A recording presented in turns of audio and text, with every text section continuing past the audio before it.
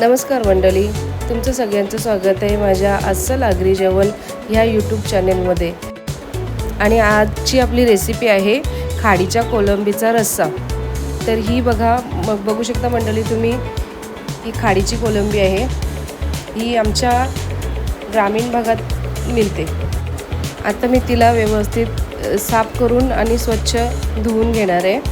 तर साफ करण्याची पद्धत तुम्ही बघू शकता।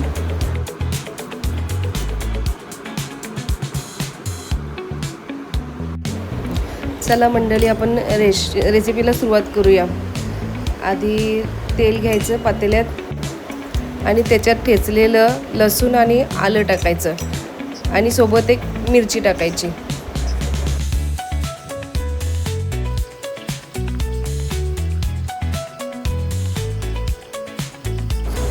मंडळी, लसणाचा कलर थोडासा बदललेला आहे।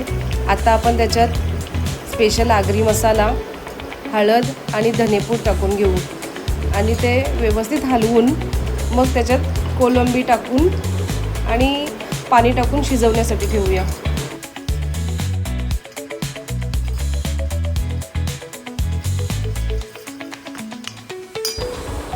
मंडळी, तुम्ही कधी कोलंबीमध्ये वांग किंवा दुधी टाकून खाल्ले का?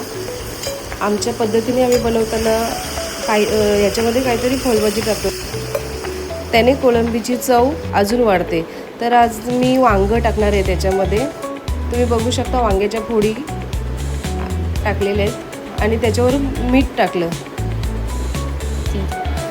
त्यानंतर याच्यात चिंच टाकते मंडळी। कुठल्याही मच्छीच्या कालवणामध्ये चिंच ही टाकणे गरजेचे असते, त्यामुळे मच्छीचा जो एक वेगळा वास असतो तो कमी व्हायला मदत होते।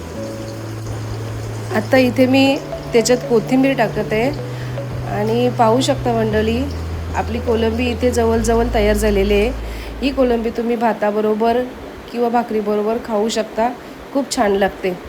अशाच नवनवीन रेसिपीसाठी माझ्या चॅनेलला शेअर करा, लाईक करा आणि सबस्क्राईब करायला विसरू नका। धन्यवाद।